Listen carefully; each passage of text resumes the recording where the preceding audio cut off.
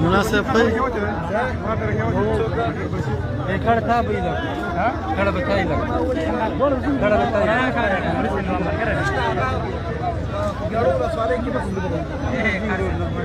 يلا ماشي زورنا ما ويا ولا كلارتي زورنا ما ويا لمن نزل نعمل بوليسا بس خبر ما تقول لمن كان صار ما يا هو شامل مش مكتوب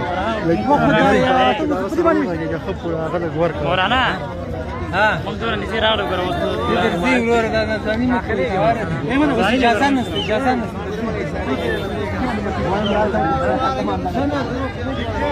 داخل سپورټ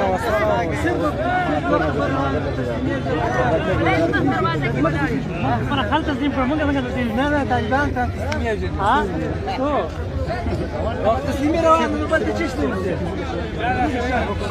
دومره باز زین شاته سي کشرانو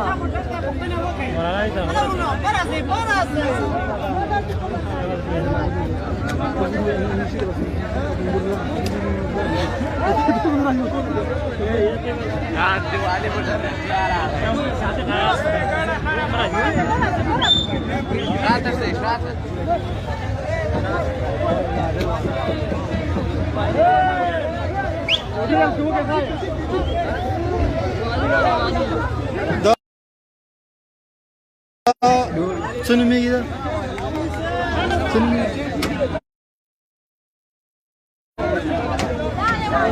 دا د ننګرهار نوی والي طالبان محترم دا نوی والي صاحب دی طالبان دا نوی والي صاحب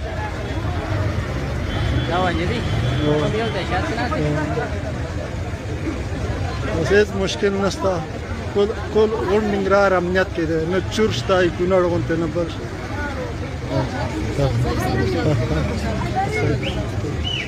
نه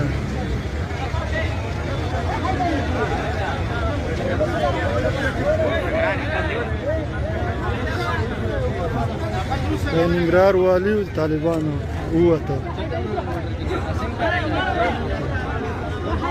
دا ولایت دی دا طالب ماماګان دي تاسو وخت چیرې دا وای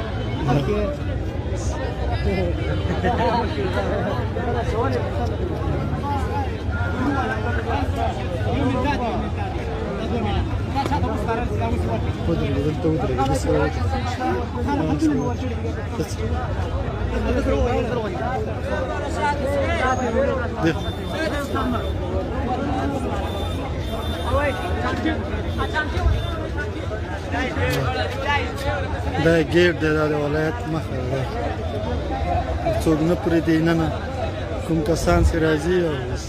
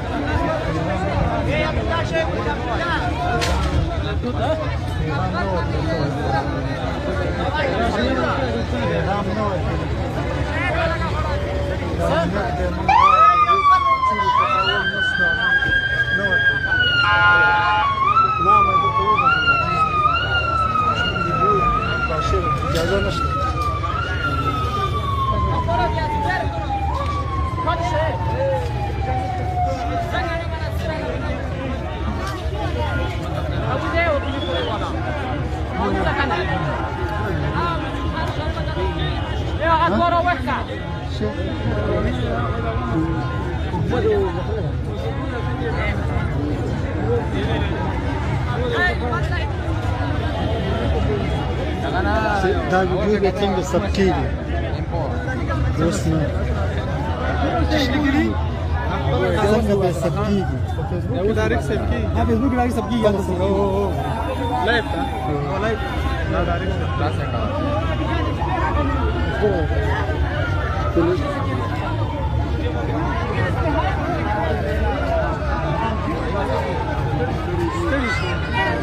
د ولایت مخه ده نوی کمانډیان را روان دي دغه را روان څه دا دی لالپوري ښاروال دی هغه دا مو سره ووتو لالپوري ښاروال لالپوري ښاروال ولایت ورونه ده شته نه او ما ولایت العام ورور هیڅ چاته څه مشکل نشته لاړو هغه څه دښمنه چلونه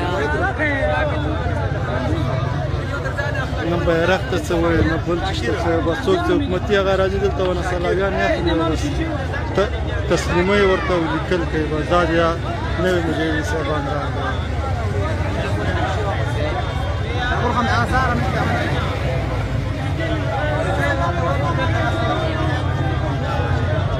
دا دی کنداریان ماماګان راووتل اوس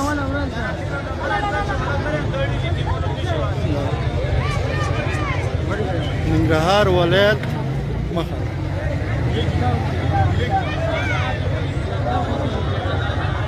دا معاون صاحب د ننګرهار دی والي دا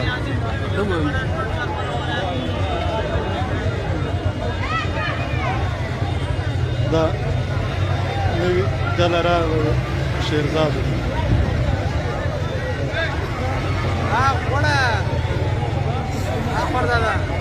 from the Washington, D.C. area. And we also have Candace Rondo, who is a director of the Future Frontlines program at New America, former Washington Post bureau chief in Kabul. Candace also worked for the Special Inspector General for Afghanistan as a strategic advisor and lived in Kabul for many years. And both Candace and I are professors of practice at Arizona State University. Anyway, we're grateful for everybody who's joining us. And I'm going to start with some first questions for Ambassador Rahmani, and Candace will jump in as well. So, Ambassador, how are you feeling right now? Devastated. I'm very nervous, very worried, and angry. Why angry? I'm angry because of how all of this have been handled. I am, of course, first of all, angry because there has been a failure of international diplomacy in Afghanistan, that all our sacrifices and investments of 20 years have been really disregarded in the way things are evolving. But I'm also angry about how things are being managed right now. The chaos at the airport, the people who get left behind, who have been really the people who helped promote the vision of United States and our allies. Those who had connections and money and affiliation got evacuated immediately. But so many people who really worked for a better Afghanistan, they are left behind, doomed to a fate that is completely uncertain, and things are getting more difficult for them by the hour. It is a very difficult situation back on the ground. Do you have a sense of how many people helped the United States or Britain or NATO or other allies? Do you have a sense of a number of people we're talking about? Absolutely no idea. I, first of all, don't know I mean, there has been announcement by countries, some saying I'm taking 20,000, some saying I'm taking 6,000, like variety of numbers being thrown. But how many people they are really taking and have taken out, I don't have any idea. It is going pretty badly and pretty slow. On the other hand, in terms of the numbers who are trying to get out, I think it's massive. Do you have a reaction? I'm sure you saw President Biden's interview with George Stephanopoulos of ABC News. And essentially, he said a number of statements, and I'd like to get your reaction to them. One, that there was always going to be chaos. It didn't matter when we left. Well, on one hand, I understand his position, like when he says that it wouldn't have been different if he left now or in 6 months. If the circumstances have been the same as it was when they left, I agree with him. Yes, it wouldn't have made much of a difference if it was now or in 6 months under the very same circumstances. But if it was done differently, the outcome would have been different. This is my viewpoint. Yes, if you continued, it would have been. And of course, there would have been some degree of chaos and conflict and whatnot. But right now, it is like millions of Afghan people who are just thrown into this uncertain fate and a future that is just dominated by fear. What about the peace negotiations? Did they set the stage for this? The peace negotiations, I'm assuming you are referring to the process that was in Doha. Yes. I think it was a complete failure. It did not help with anything. It was a good opportunity for a much better solution to be brokered. I think it is of course, there was failure on part of the Afghan government as well as the international community because they did not really put all they could into that to make it a success. But at the same time, of course, it did embolden the Taliban. It gave them the diplomatic platform.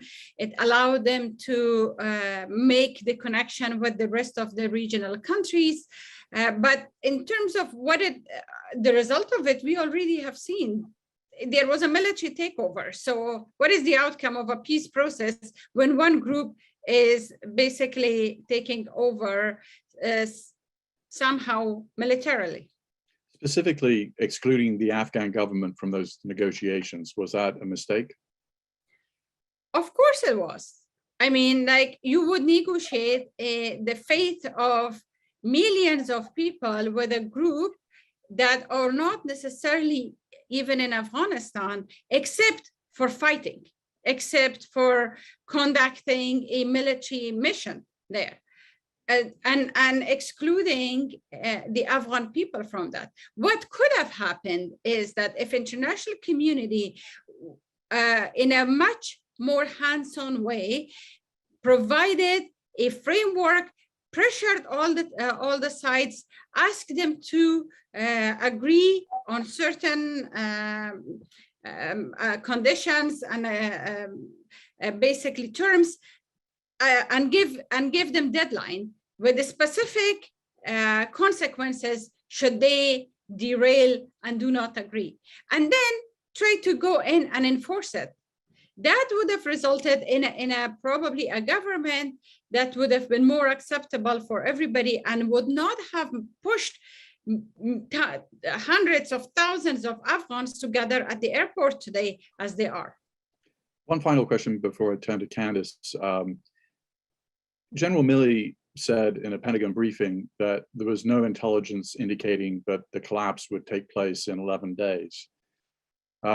What's your view about the speed of the collapse and how predictable or unpredictable was it? Well, I of course was in no circle to receive any intelligence briefing, but what I have is the experience from the past. Having lived in under the circumstances as such, to me, it was totally not a surprise, especially like the way it was happening over the past several weeks, when the provinces were handed over to the Taliban without any resistance, and we were told that the ANDSF was ordered not to resist, not to defend, to surrender, then of course it was very clear. There was no surprise about it, that how fast it happened. One kind of quick follow-up. You were born in 1978, which is when the Civil War began, even before the Soviets invaded. So you've spent your entire life living in a country at war, representing a country at war. What does the future look like now? I am very worried and concerned. I am looking for a miracle and magic that would turn things around. But honestly, these miracles and magic do exist. It is just more consistency, more attention, and more patience in terms of the international community. Like you said, I was born right just a year before the Soviet invasion, and I have seen the country collapse many times, and all my life have been in conflict. But there are ways. The problem is that here, when or in the rest of the world, when things like this happen, it's a failure of policy. It's a failure of what happens. The reporting was not right, or they could not predict it, and things like what the intelligence community say here. But for Afghans, it means they lose lives, they lose limbs, they lose their households. This is not just a simple report that misled people. It is their entire course of life gets changed, and it's happening over and over. It is going on for over 40 years, almost like half a century. How much more? How many times again we are going to be facing this? And what is the consequence of this? All these people who are suffering to the extent that they are under a culture of war and conflict, this would have consequences for the rest of the world, for the stability of the region, for how this power game in the world will be shaped and influenced. For people in the audience, if you want to submit questions, go ahead and submit them in the Q&A function, and we'll sort of take them as we go. Candice, so you lived in Afghanistan at a time when it was more stable. How do you see what's happening now? Is the Taliban reformed, unreformed? What do the next weeks and months look like, do you think?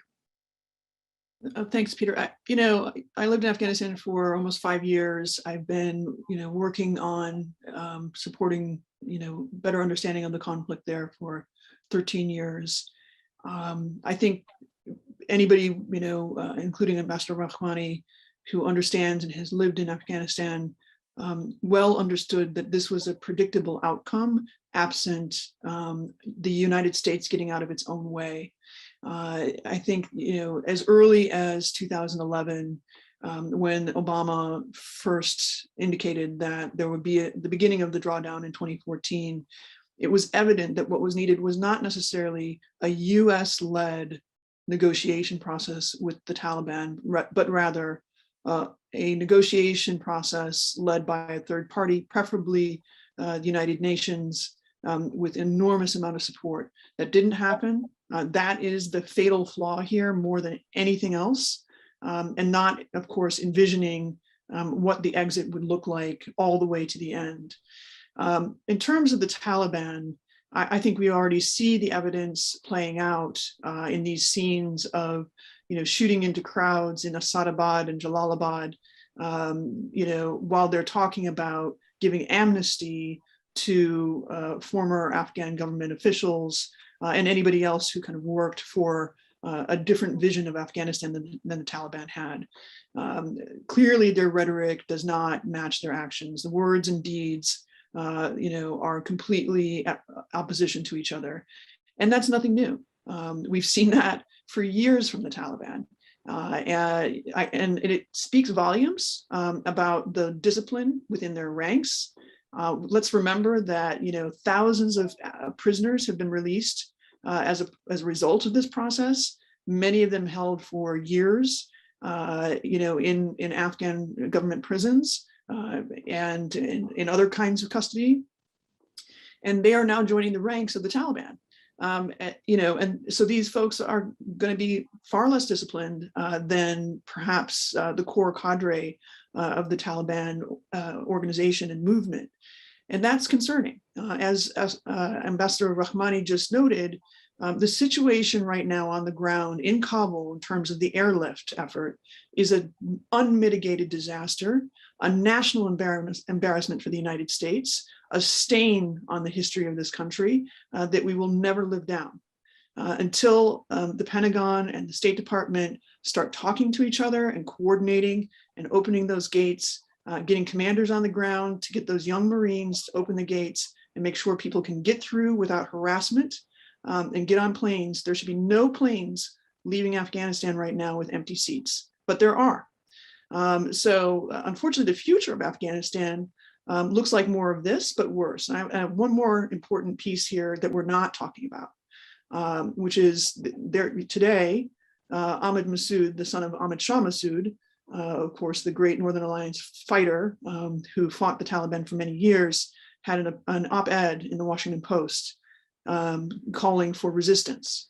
And this is an old story in Afghanistan that anybody knows. When there is a collapse, young men go to the mountains, they say, right? And so we will now once again have a redoubt in the Panjshir Mountains, a pocket of resistance.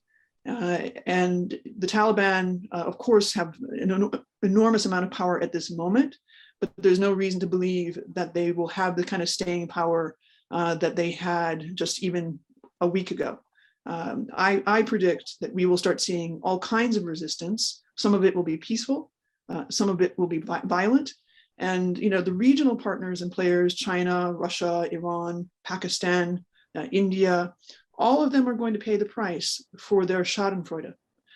All of them are going to pay a price for their inability to come to the table and press all the combatants and all the members who are part of the hostilities in Afghanistan for a negotiated settlement to the end to this conflict. Well, that raises a good question for Ambassador Rahmani, which is, Ambassador, that for the Vice President, Saleh, who of course was elected, has said he's the caretaker president, and he's sort of identified himself as part of the resistance that Candace is talking about. Ahmed Shah Massoud's son is organizing militias in the Panjshir Valley as we speak. The Panjshir, of course, was never taken by the Soviets or the Taliban. How effective do you think that resistance will be, or is it just simply hard to tell right now? It's hard for me to speak to this because all the time, whether you were talking about a resistance, a militia group, an insurgent, a weak central government and whatnot, for somebody like me, it means one thing: continuation of conflict, more people dying, economy not functioning, justice non-existence. So this is, I cannot say whether they would be effective or not, but I would like to draw your attention to something else.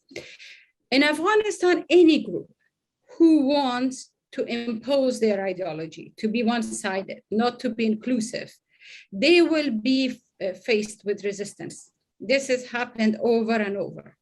So if the Taliban are going to really make an inclusive government that would be respectful of the diversity of Afghanistan, that would be reflective of the aspiration of the people of Afghanistan, that would not take the opportunities that they had, plus they preserve the gains they had, then hopefully we could be set to somewhat the right course. Now, I'm not so sure of how that is going to happen with a very authoritarian, narrow worldview that basically sounds like my way or the highway. So it is actually just starting with the women. If their worldview continues to be that women are only able to get education to certain level or work in certain sectors and nothing else, because this is their understanding of the religion, and how everybody has to abide by that and live like that, that is intolerable. There would be resistance, like Candace said. So there is no question about that. Now, here's the problem. The problem is how all of this is going to be managed. The issue is right now, the very little sense of security, in a sense that people are not getting killed in mass numbers, I'm not sure it is going to be guaranteed or continue over the next weeks and months. Once the Taliban are trying to form their government and their people will disperse all around the country, and all those the people that they believe will infiltrate, are they really able to govern the country? I was hearing today from the news that they are appointing a lot of religious experts to run cities. This is by itself questionable. And then getting all the women out of the equation, that's going to be very complicated. And the resistance, I'm one way or another to something like that will be formed, whether it is Vice President Saleh or the late commander's son or other groups. I'm aware that they are not the only one. They are more vocal, but there are many other groups who are already thinking about this and reaching out. So the result of it would be chaos and civil war. Let me ask you, you were the first woman to be appointed ambassador to the United States by the Afghan government. Will the Taliban-controlled government be sending women ambassadors to the United States or anywhere else? Based on their statements so far, it does not sound very promising, because they have made a statement that women can go back to their work and they can carry on whatever they were doing, with the caveat that within the Islamic Sharia. And Afghan women already and Afghan people already believe that they were already complying with the Islamic Sharia. But then if it is a very specific version of that with a very specific interpretation of this is my understanding of that, and now you have to abide by that and nothing else is tolerable, I don't think that there is any hope to believe that. One quick follow-up there. So their understanding of Islamic Sharia is a huge caveat, and it means that, to correct me if I'm wrong, women might be able to work as doctors treating only female patients, or women might be allowed to work as teachers only teaching girls. Is that what you think it might happen? This, yes. I mean, in the past, when they were in power during the 90s, they weren't even open to that. And it seems like over the past 20 years and recognition of how Afghanistan has moved on, they have come to realize that, okay, so they need to study because they need to treat other women. And then, but I don't, so far, it doesn't seem that it would be any different. Let me turn to some questions, and Candace, feel free to answer this one. Didn't the Pentagon have 18 months to plan for this? What happened? Oh, I mean, let's talk about that actually. So the Pentagon is not the only player at the table when it comes to, you know, the wind down of a major diplomatic and military engagement in another country. And in this instance, you have the State Department, you have the Pentagon, and you have the U.S. Agency for International Development, all three of whom need to coordinate in order to anticipate the kind of refugee flows that you would expect to be coming out of Afghanistan. No, the answer is no, because in fact, you know, I think we might remember that under the Trump administration, there was, of course, a lot of resistance inside the Pentagon to the way the deal was being negotiated. And rightly so, because it clearly did not anticipate all the different contingencies that we're seeing start to play out now. And, more importantly, without pointing too many fingers, the chief special envoy, Zalmay Khalilzad, I think was never given truly the remit that he probably would have needed to start thinking about what it would look like should the Afghan government disintegrate. And we will note the personal relationship with Zalmay Khalilzad and Ashraf Ghani that goes back many, many years, that is very complicated, in fact. And I think there are personalities here at work that made it very difficult. So I just speak to the personalities issue and the politics just internally as a barrier to planning ahead. But once the Biden administration took office, and more importantly, once they made the decision to move up the timeline to August 31st as opposed to September 11th, already that was another sort of fatal flaw. And what was not apparently anticipated was that, that would cause the government to collapse, that the actual naming of the date and the changing of the date would have a psychological effect. But it's exactly that 2-week window in which we have this kind of unraveling happening. So clearly the planning wasn't there. And clearly the coordination between the State Department and the Pentagon is very weak. And, I'm aware, for instance, that there's a task force at the State Department right now of roughly 25 people. They're scrambling, they're doing their best. But in the meantime, it is not clear what kind of conversation is being had between the Pentagon and that task force, which is responsible for the exfiltration, of thousands of Afghans. You asked earlier, Peter, about how many Afghans will have worked with different countries, for a different vision of Afghanistan than the Taliban have. I think the answer is probably in the hundreds of thousands, if not potentially more than 1 million or 2.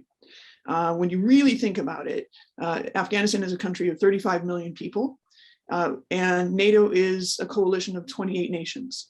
And every single one of those nations had both diplomatic and military representation in the country. And every single one of them had, therefore, Afghan nationals working with them or for them directly. And then you think about all of the different aid organizations, civil society support organizations like my own, the International Crisis Group, that I worked for many years. All of us had people in the country that we worked very closely with who are now at risk. And that contingency simply clearly was not planned for at all, not by the Biden administration, not by the Trump administration, which clearly was very pronounced in its anti-Muslim view of the world, and not by any previous administration. And it's as I say, an unmitigated catastrophe. Now, let me turn then to the situation at the airport. We have a question from Rachel Reed, who has worked on Afghanistan for many, many years. And she asked the good question, essentially, is there a role for the UN at the airport? So it's not just sort of America first, because vulnerable Afghans aren't getting on to the airport. And then a kind of related question from an anonymous attendee, which is directed at you, Candace, which is, are you advocating further military action with the Marines to overturn Taliban checkpoints in Kabul to allow asylum seekers and citizens onto the airfield?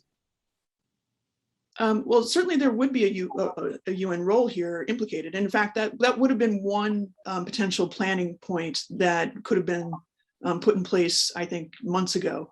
And I would say that, Antonio Guterres really has now, I think, an obligation, if anybody's listening out there, to move swiftly, to see what can be done within the Security Council to ensure that the corridor is protected. If it's possible to get that corridor protected by UN peacekeeping troops, that would be fantastic, I think, personally.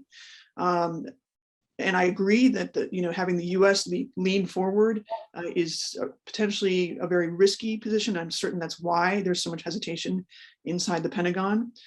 In the immediate term, in terms of what I'm advocating, and I think probably others are advocating right now, we're hearing stories about the Taliban shaking people down for money as they try and approach the entryway, the roadway up to the airport right now, and stripping them of the papers that they do have, whatever precious little evidence they do have that they have, the right to kind of approach the airport in the first place.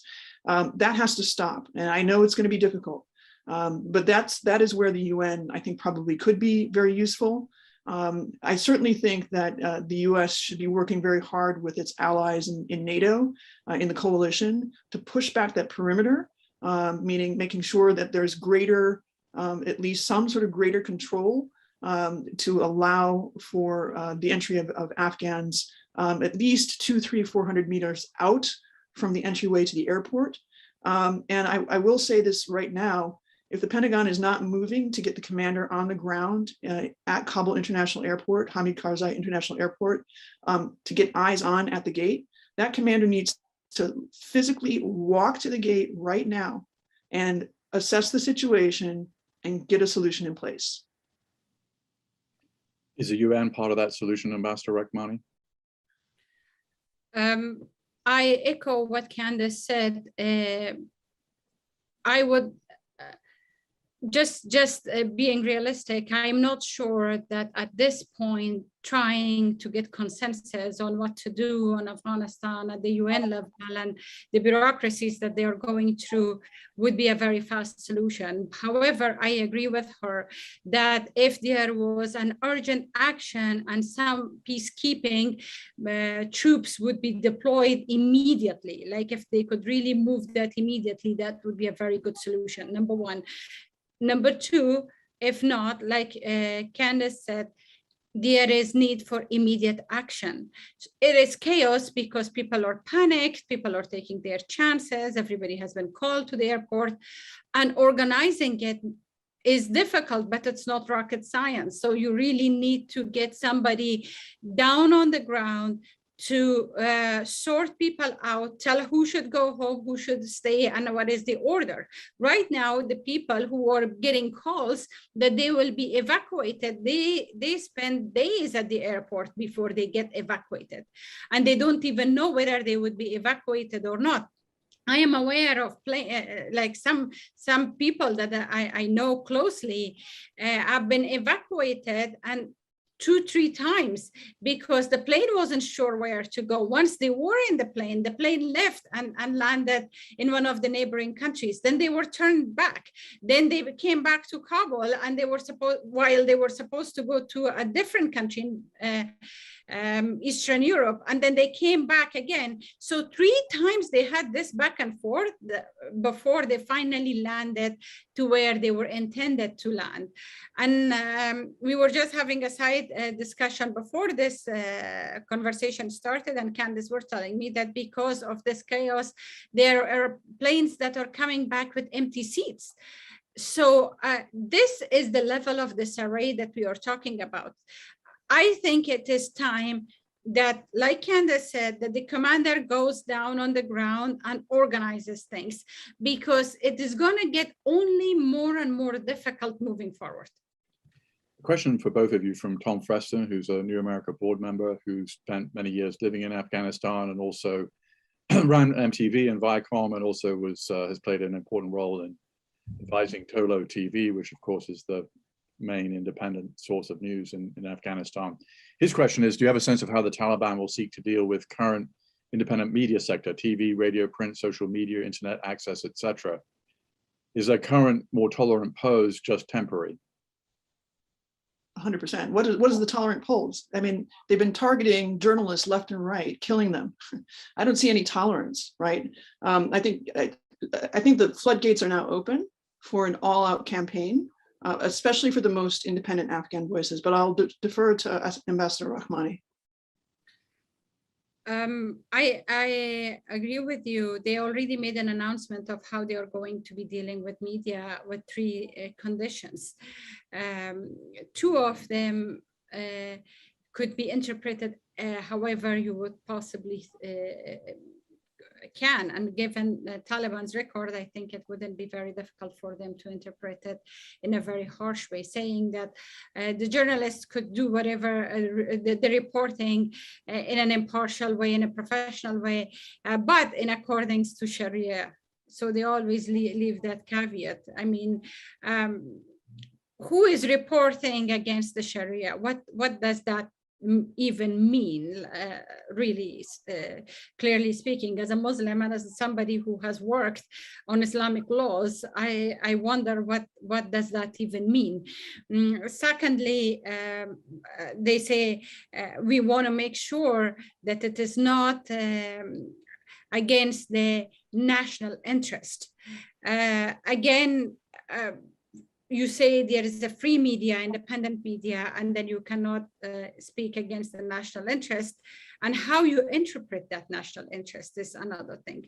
So with the Taliban and their view, the way they are conducting themselves, the whole thing is that they really use fear as an instrument of control.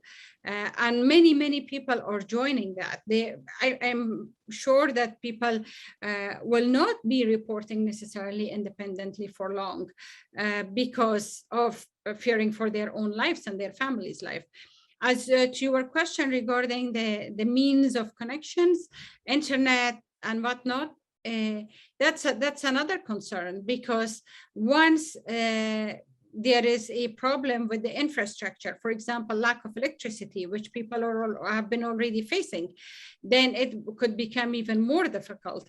Or if they decide to ban certain applications, which is a means for people to connect to the outside world, then Afghanistan will be completely isolated, completely disconnected into this black hole.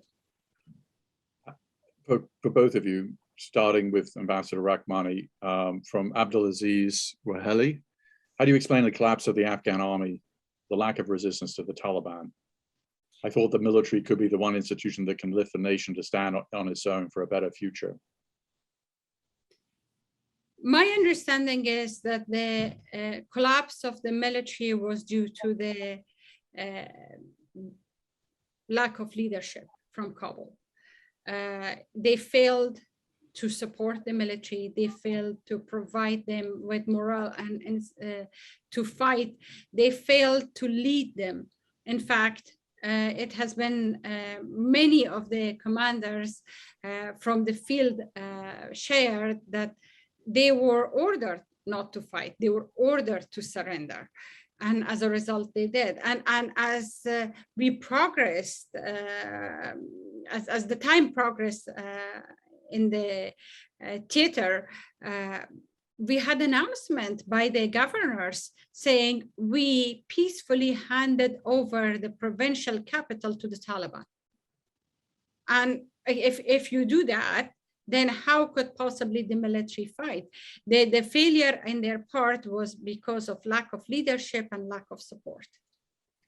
I agree with that as well. I mean, I want to talk about the mechanics, though, of what lack of leadership looks like, because I think that's it's a little bit abstract sometimes when we talk about what it means to have a failure of leadership in a military context. But in Afghanistan, you have a very large military, a huge investment, hundreds of thousands of troops. But, the logistics chain, literally for getting, ammunition, food, uniforms, medical supplies, you name it. The logistical chain was always broken at best, because the terrain is very difficult to navigate,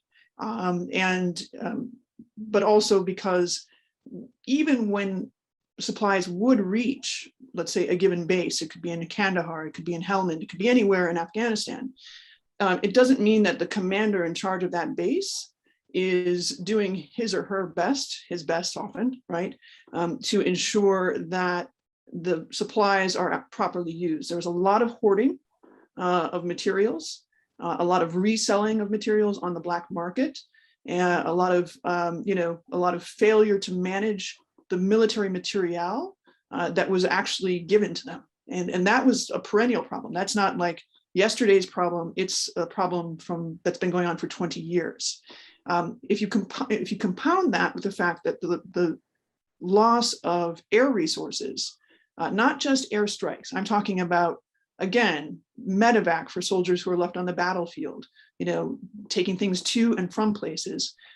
Once the United States began to draw itself down and reduce its air presence, and its operations, that meant for the Afghan forces that they would have to step up, and they had never been asked to step up.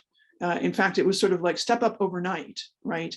And I when I was there, I spent a lot of time with Afghan soldiers and police as well, and it was they lived in miserable conditions, eating rotten food and unable to bring their troops to safety once they were, if they were wounded or harmed, or even bury them. One of my last days in Afghanistan was to the Kabul Military Hospital, which also contains the morgue for, Afghan soldiers. I saw bodies stacked high, okay, literally in the morgue itself, but then shipping containers full of bodies that were rotting in the sun, left unclaimed because either their families were afraid to claim them because they feared retribution from the Taliban, or because the government failed to notify families because it was so inept and incompetent. We haven't talked nearly enough about the failure of competency in the presidential palace at the ARG in Kabul. Ambassador Rahmani, tell us how many Afghan soldiers have been killed or wounded, because there's sort of a narrative that they just folded, but that's not exactly, as Candace indicates, there's a part of the story that's missing right now. Absolutely. And every single day when I wake up, I think about them and their families, and I wonder that many of them, why they lost their lives, why they lost their limbs. The number that we know about is over 70,000 killed, millions injured. Yeah. And then just think about the impact of it, long-term impact of it, as many of those people, those soldiers, have been the breadwinners of their homes. They have left many children, their wives, with absolutely nothing and no support system, dying for the country that now is basically, their very institution is now the one that gets a lot of blame for not defending the country, while they were just left out dry, the way Candace just explained. Question from Ambassador Inderfurth, who, as you both know, played in, he was the top State Department official on South Asia during the Bill Clinton administration, amongst other things. His question is about Pakistan. Pakistan hasn't recognized the Taliban yet, unlike their previous recognition of the Taliban. What role do you think Pakistan will now play? What role do you think they should play? And by the way, and I'll add, is this kind of a double-edged sword for them? Because maybe the Taliban completely taking over has some problematic aspects for them. After all, the Pakistani Taliban, much of which is now in Afghanistan, has killed tens of thousands of Pakistani civilians and soldiers. So to both of you, Pakistan, will they recognize the Taliban? Is this something that they kind of can this blow back on them? I would say that as the other, Pakistan probably is holding because there is already hope that they would not be a loner anymore. Other regional countries would step forward and recognize them, and they would come along and recognize them too. It's just a matter of time. Also, it's a matter of time to see how things will unfold. Right now, Taliban should, there is nothing to recognize. They haven't established a government. They haven't announced their new government, in fact, to be recognized or not recognized. But then whether they could play a constructive role or what should they do is something that we have been talking about for the past 20 years. At least 20 years, I would say, but it has never necessarily materialized. Do they have an edge regarding the Pakistani Taliban, and how would that play for them? I think it is a good reason. It gives them like a kind of ammunition to talk about and justify why they have to be very good with the Taliban. But there is also another fact. Pakistan have been very good in managing Taliban. They have managed them, they managed them during the 1990s, they managed them before that.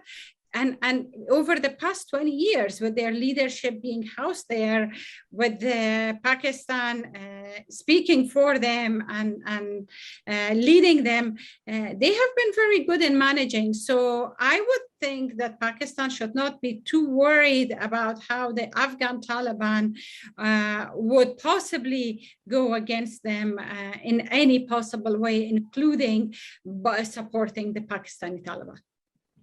Yeah, I would agree. I totally agree with that assessment. I mean, I think, speaking to sort of the Pakistan-Taliban relationship, it's important to understand there's a lot of wealth, Taliban wealth, in Karachi, in Quetta, in other parts, Peshawar, right? That is just there, completely protected. And it's wealth that has been jointly raised between the Taliban and their sponsors in the ISI, the Pakistani intelligence services. So we have to be clear about the relationship. That is a seemingly unbreakable bond between the two. And I think Ambassador Rahmani's assessment that the Pakistanis have managed that relationship well and will probably continue to do so is spot on. In terms of recognition of the Taliban, though, while we're hearing from Imran Khan, of course, the head of Pakistan's government, that this marks a moment of the release of Afghanistan from slavery, which I think is tomfoolery personally. But if anything, it's actually driving them back deeper into slavery. It will cause enormous amounts of strain economically on the country. But nonetheless, despite that rhetoric, I think Pakistan understands that it's not its turn to go first and recognize the Taliban, that may have consequences diplomatically. Iran may be tempted, but again, I think there are reasons why internally its constituencies may not be, have much of an appetite for that fight. I would, if I was taking a bet, the first to recognize the Taliban government, if there ever is a government that actually fully forms, will probably be Russia and China.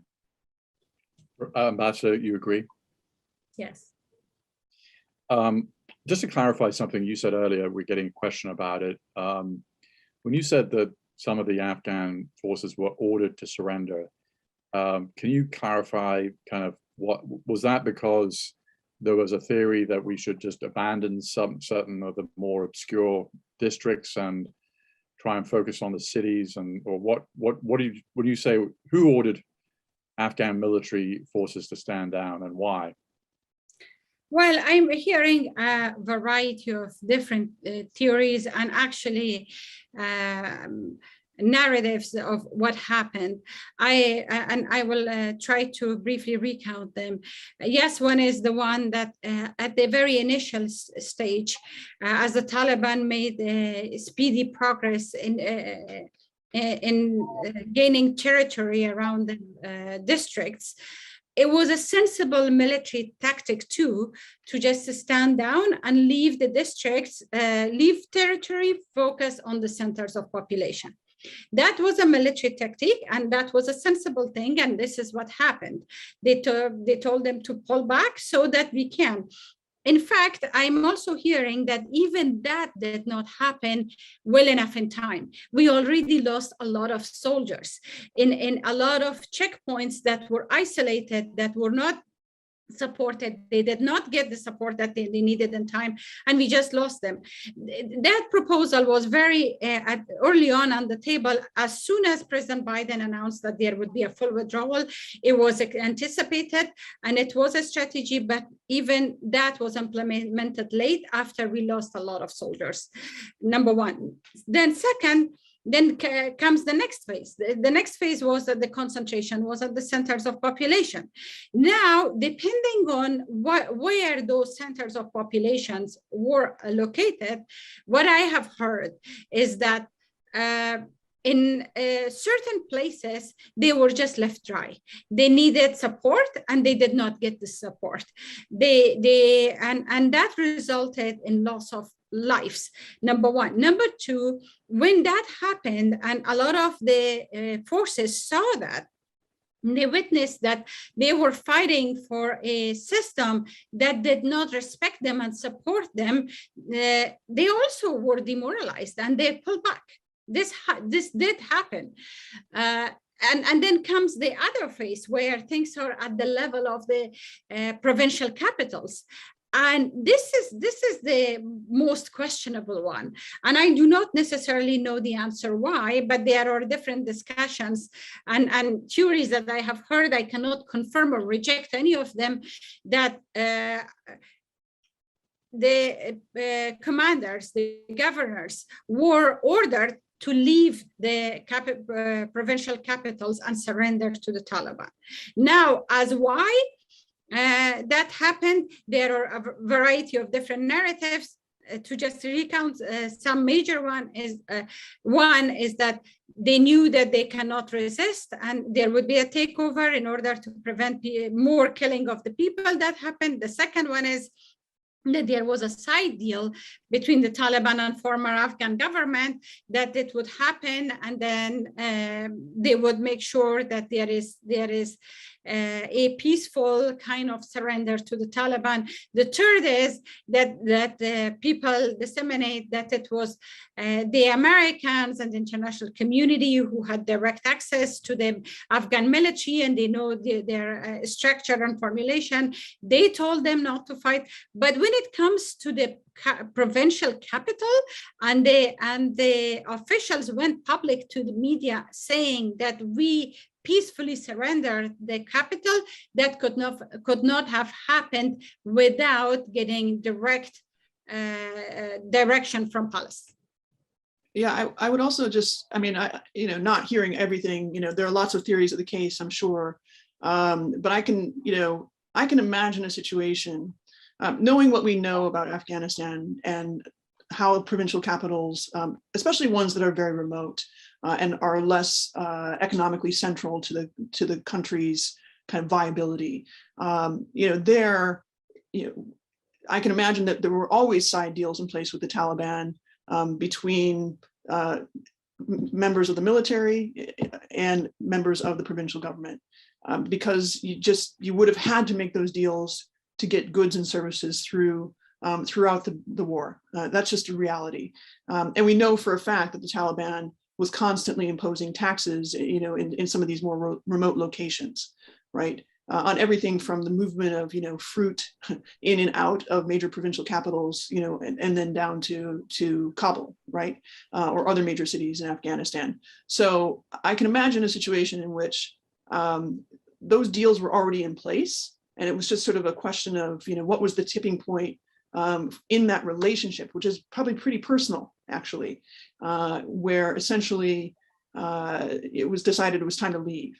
And most of that probably had to do with personal decisions about, to protect their own lives, but also their own wealth, first and foremost. There's a lot of money leaving Afghanistan now, in the personal pockets of a lot of people who really, were extremely corrupt.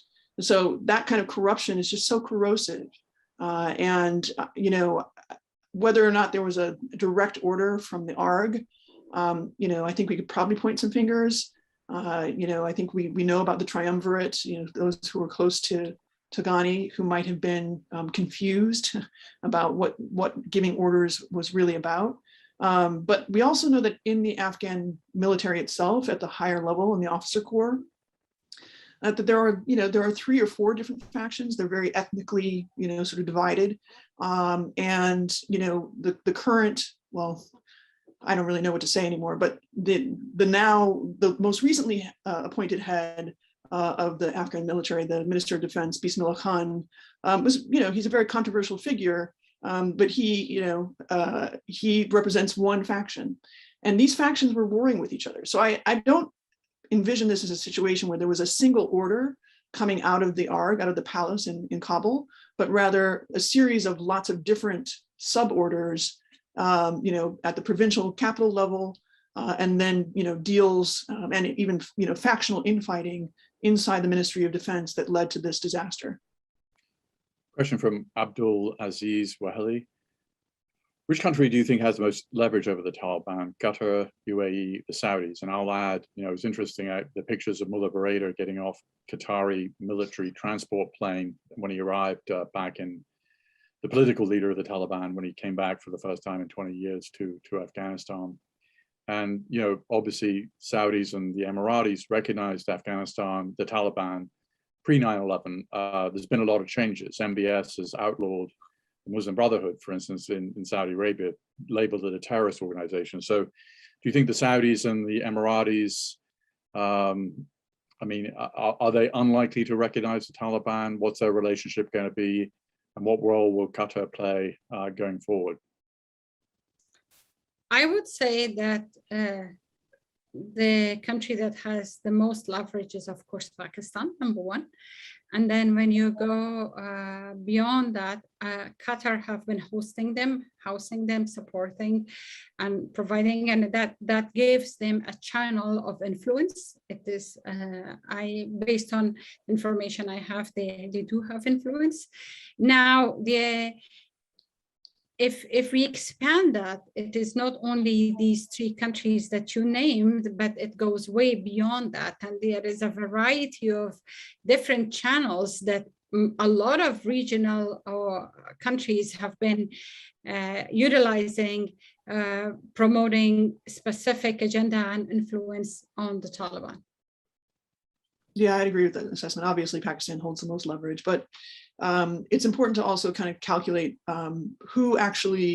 which country holds the most of the Taliban leadership's wealth, and that country is the UAE. I think hands down. So I think it has a great deal of influence over what will happen next. It's not like, you know, it's not like the Taliban began sort of flying back and forth to Qatar, on flights out of Kabul. That's not how it's worked, right? The relationship between the UAE and the Taliban, and frankly Pakistan, is sort of a three-way relationship. And the UAE is the banker, really, at the end of the day. They're going to have a lot of leverage. Question for both of you. We're getting a number of questions about Afghanistan's mineral wealth, which, you know, estimates range up to $1 trillion.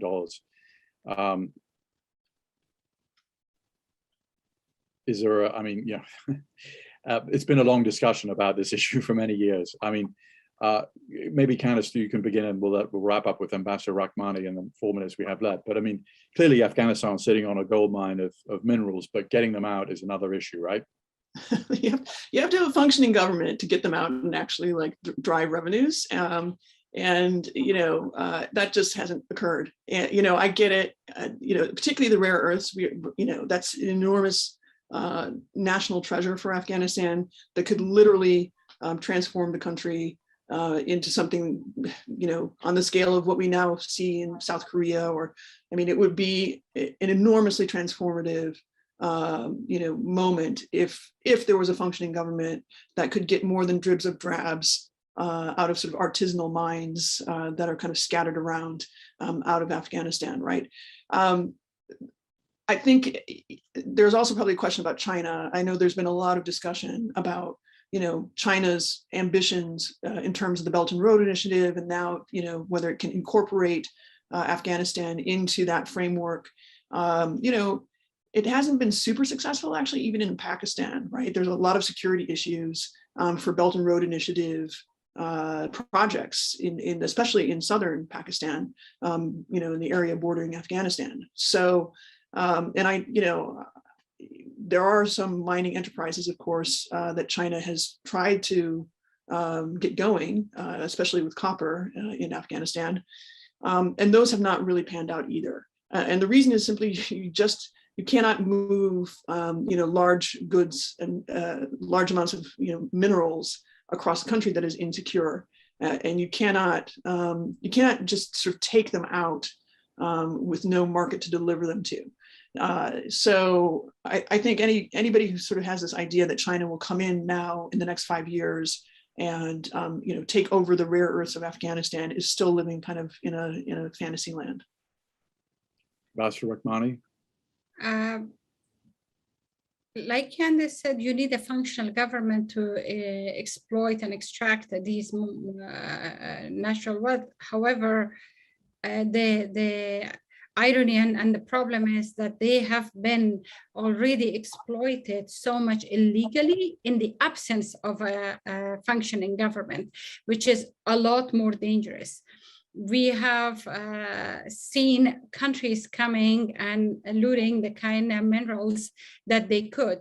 Copper probably would be a little more difficult because it requires a lot of bigger scale infrastructure. But then there are those that are not as heavy or would not require.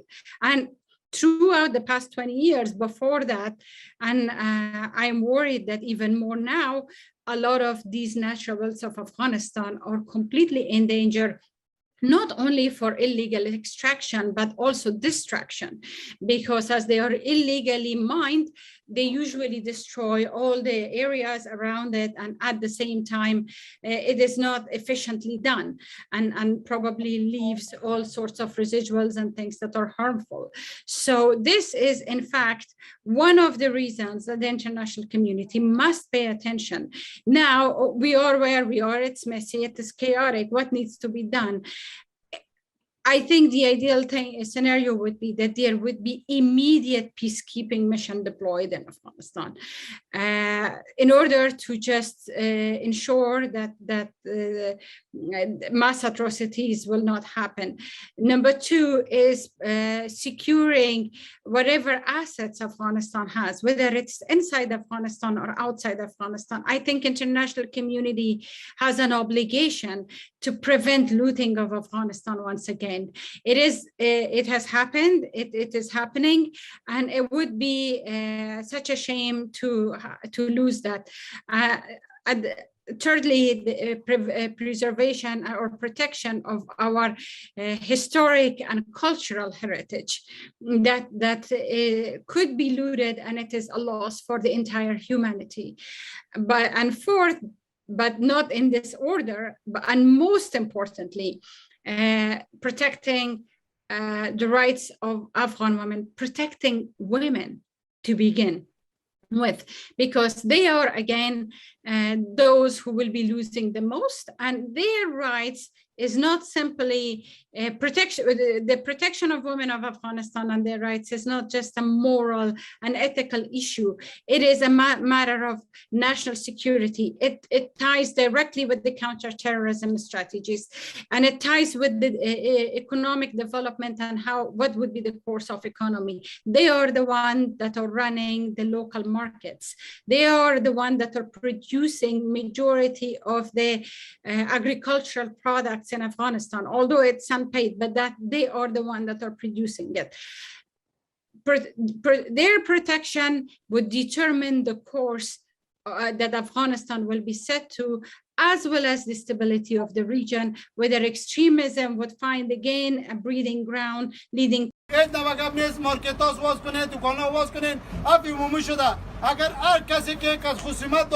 دشمنی داشت یا طرف عمومی شده کسی به کسی قرضدار نیست فقط دکانداری بکنه مال کاروبارتان بکنین گوره طول خبر واوره اسلامی امارت د مشرتابه د امیر المؤمنین له طرف نه ټولو کسان تعفو شوي که چا پرون په هر ارګان کې کپانیت کې یا سرندوالۍ یا قضا یا نظامي یا ملکي هر ارګان کې وظیفه اجرا کړي هغوی د سرې سترګې ګرځي هېڅ څوک چاته څه نشي ویلی او کوم کسان چې هغه دولت کې دي دلته سرمایه ګذاري لري یا مال لري یا خپل مارکیټونه شخصي لري هغه د آزادانه خپل مارکیټو ته راسي خپلو کورو کې د آزادانه ګزاره وکړي هېڅ څوک د چا سرمایه ګذاري نشي قیدولی نه ضبطولی شي او دومه خبره هغه داره چې کوم کسان چې هغه خپل کورونه لري د کورو ته آزادانه رفت آمد وکړي هېڅ څوک د تاسې کور ته حتی د تاسې کور ته څوک بې اجازې نشي داخلېدلی دا کشران طالبان خو هېڅ څوک نشي داخلېږي که داخلېږي د والي په امر به داخلېږي د امارت اسلامي د والي هغه به یو څو سپین ږیري وکیلان د ځان سره اخلي بیا به کور ته داخلېږي هېڅ طالب چې دا مثلا هېڅ څوک د چا کور ته چې بې اجازې نشي داخلېدلی نو خپلو کورو ته چې د آزادانه رفت آمد وکړي او پاتې د دوکانو مسله سره دوکانونه مخکې چې کوم په طریقې باندې تجارت سیستم روان و په همغه طریقې باندې خپل تجارت سیستم روان کړي د تاسو دوکانو ته هیڅ یو ذره به مشکل پیدا نه شي که بیل پر چا مشکل درته پیدا کړي نو موږ د تاسو حاضر یاست موږ درته حاضر یاستو یا د دغه ساحې سره کوم مربوطه حوزه ده همغه حوزه ته خبر ورکړي چې دغه سړي موږ ته مشکل پیدا کړي یا ټلیفون نمبر در سره واخلي نفس زنګ ورته چې په دغه ساعت باندې موږ ته ځان راورسوي که په شپه که په ورځ باندې موږ تاسو ته ځان رارسوي تاسو مشکل حل کولی شو خپل دوکانونه خپل تجارت خپل ربطمت آزادانه سره خلاص که هیڅ څوک تاسو سره هغه کار نه لري مخکې چې کوم نظامیان هغو ته هم ټولو ته عفو ده خپل قرار دی په خپلو کورو باندې ژوند تېر کړي هیڅ مشکل نه زموږ چا سره شخصي مشکلات سره هغه نه لرو زموږ مطلب قانون الهي او اسلامي قانون به نافظ کړي نو هیڅ مشکل سره هغه نه